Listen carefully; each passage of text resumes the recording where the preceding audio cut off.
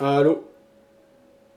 Ok, bonjour à tous et bienvenue sur videobourse.fr pour le live de ce lundi. Nous sommes le 26 mai 2014.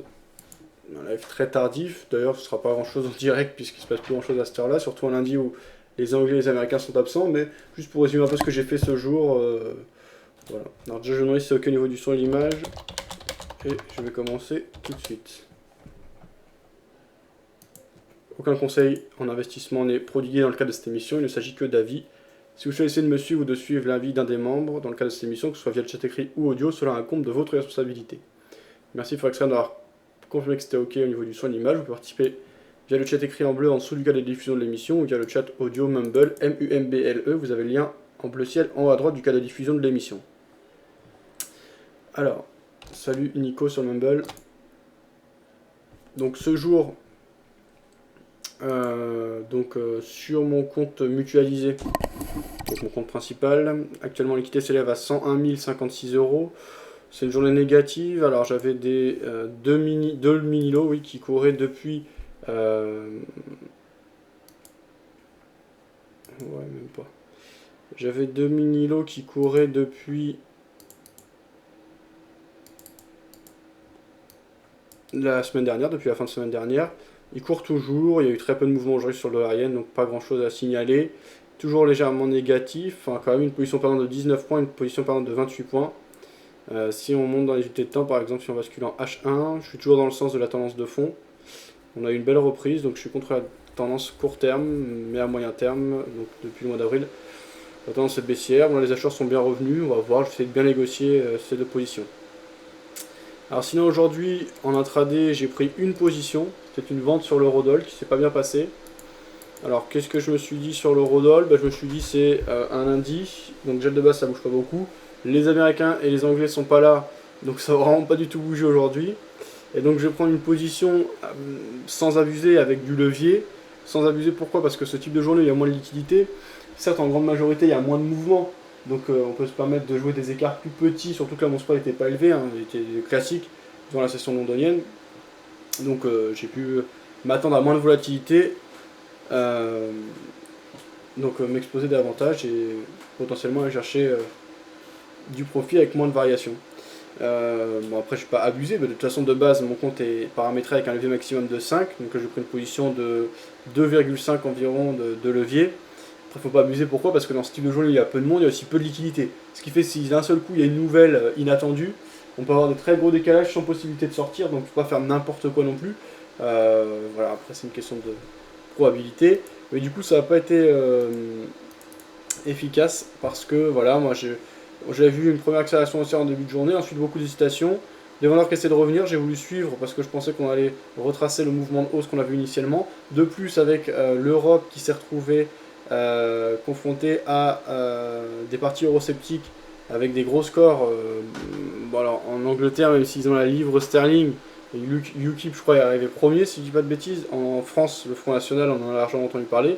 Au Danemark également. Donc, je pensais que cela pouvait peser sur la monnaie européenne, mais rien du tout. Les acheteurs sont revenus. Je pars actuellement 9,5 points sur cette position. Donc, pour le moment, c'est pas une bonne stratégie. Si je dézoome, pour l'instant, je laisse courir cette position à la vente sur l'eurodoll. D'autant qu'elle s'équilibre un peu, puisque d'un côté, je suis acheteur de dollars, sur le dollar yen que je vends, et de l'autre, je suis. Non, sur le dollar yen que je vends, je suis vendeur de dollars, et sur l'euro dollar que je vends, je suis acheteur de dollars. Donc ça équilibre par rapport au dollar, qui est quand même la devise principale. Après, je suis exposé en euros et en yens. Mais dans l'ensemble, c'est relativement hedgé. En tout cas, les intérêts sont pas. On va dire, j'ai pas tous les œufs dans le même panier. Donc ça ne me dérange pas plus que ça d'avoir ces deux positions ouvertes qui s'équilibrent un peu.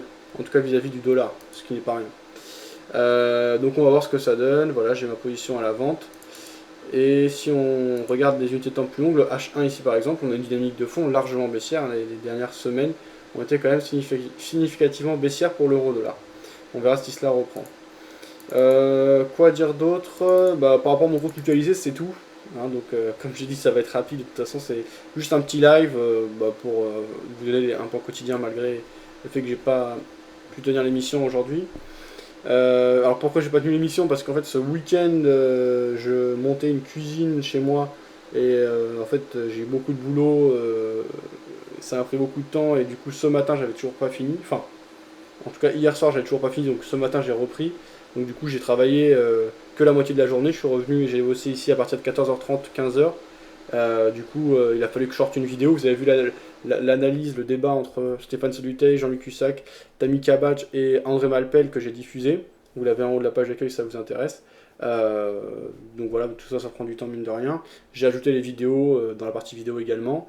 Voilà, j'ai partagé la vidéo que je viens de publier sur les réseaux sociaux. Sinon, je suis en train d'uploader les vidéos d'FXM. Donc voilà, pour le moment, ce que j'ai fait. Enfin, pour le moment, ce que j'ai fait.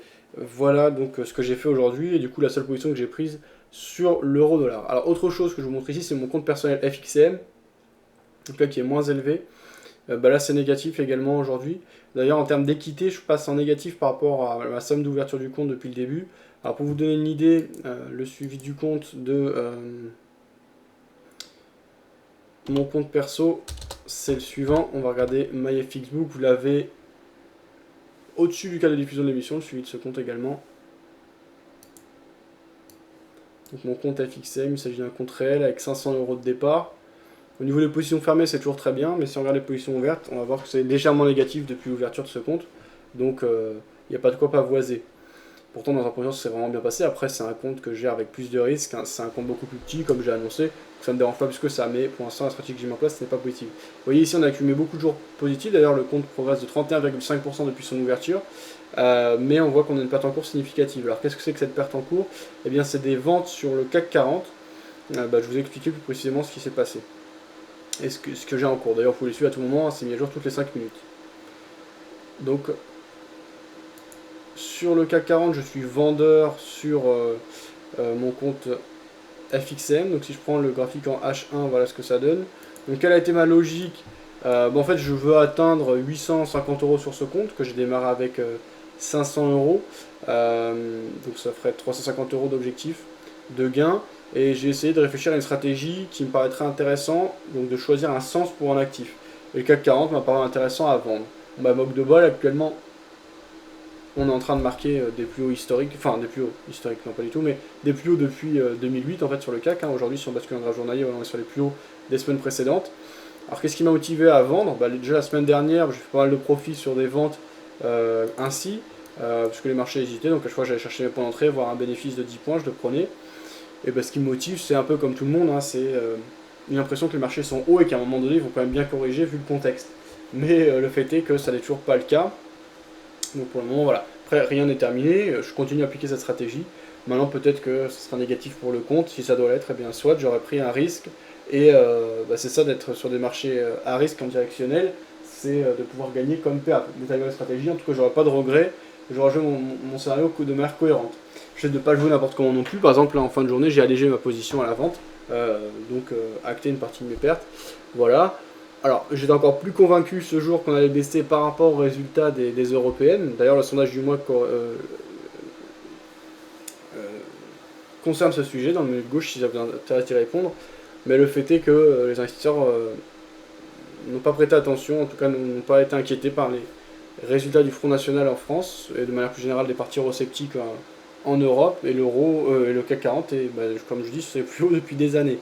Donc pas du tout impacté les marchés européens. Donc c'est un mauvais pari de ma part.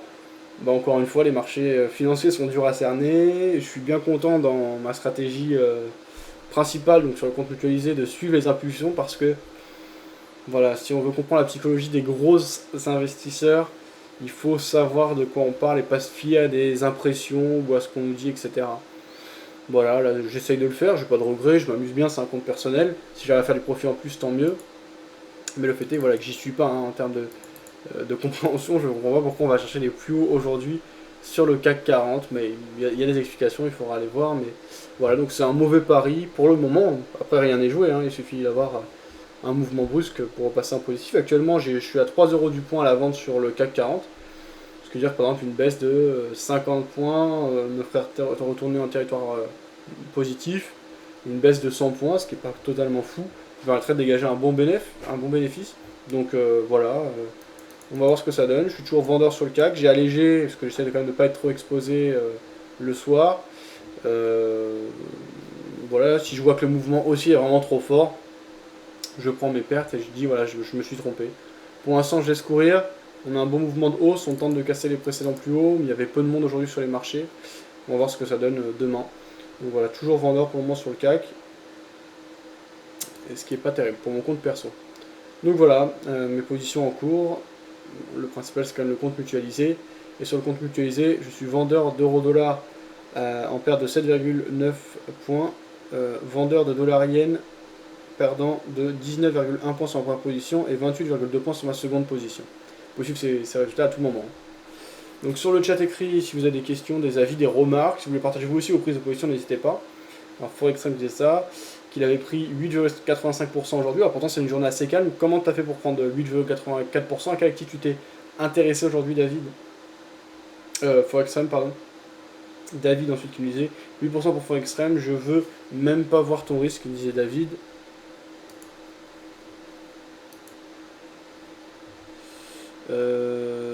11% de Radon, disait Forextreme. David qui demandait son levier. Je suis monté à un levier de 38 en position cumulée. Ma plus grosse position était à 0,38 lots en sachant que mon compte est à 1300 euros, disait Forextreme. 0,38 lots, c'est tout. Lol, ça va, c'est déjà pas mal. 55 trades dans la journée, disait Forextreme. Ok, ben courage pour la suite. T'as un plan pour réduire ton levier, demandait David.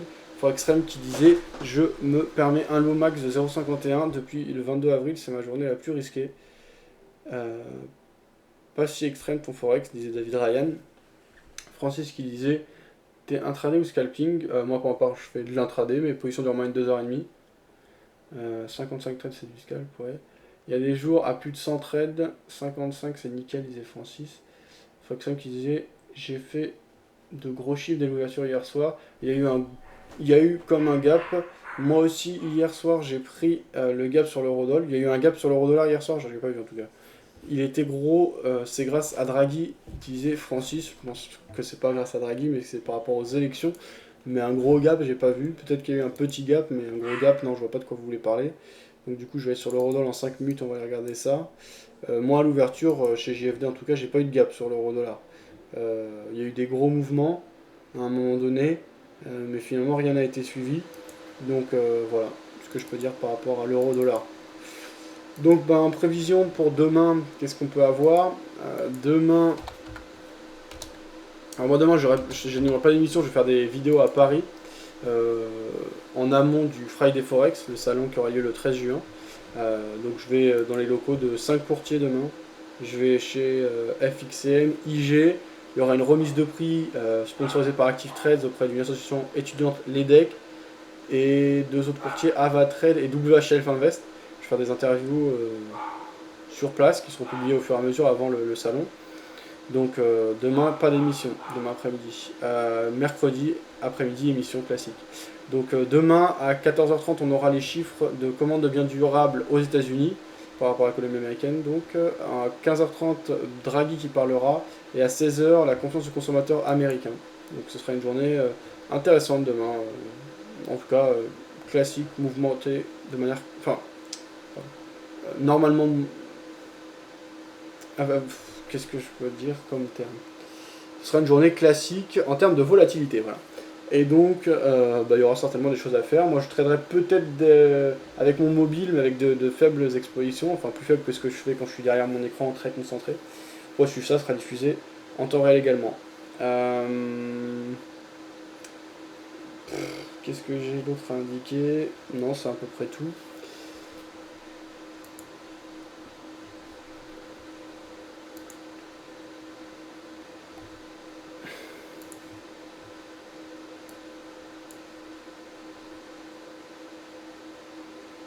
Faba, Draghi a parlé dimanche, d'accord. Les marchés s'en foutent des élections européennes. La coalition des pro-euro au Parlement sont plus organisées que la coalition anti-euro, disait Francis. Ouais. Mais il n'y a pas eu de gap de toute façon, donc je sais pas où est-ce que tu l'as vu, Francis, ton gap. Je sais plus, je voulais dire un truc en plus. Je l'ai plus en tête.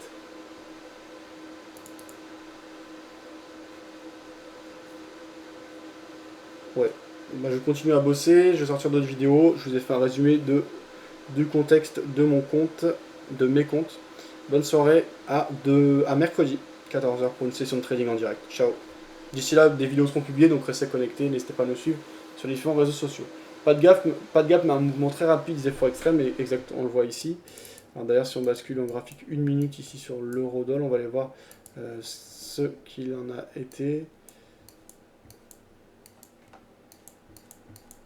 Voilà, c'était ici. Ah oui, ok, effectivement. Ouverture sur un gap, si quand même. On a ouvert sur un gap, puisque vendredi on avait fermé à 1.3628. On a réouvert à 1.3619, donc un gap de 9 points. On a eu un pic baissier en 1 minute à 1.36, donc on a quand même perdu 20 points, et donc 30 points par rapport à la clôture de vendredi. On est remonté en flèche pour monter un sommet à 1.3640. Et ensuite, on a hésité tout le reste de la soirée. Donc c'était du bruit de marché pour dégager un maximum de monde, et notamment jouer avec tous ceux qui voulaient et qui pensaient que ces élections européennes allaient amener des gros mouvements. Finalement, mouvement classique tout le reste de la journée. Voilà ce que l'on peut dire. Ciao. Salut Nico sur Mumble.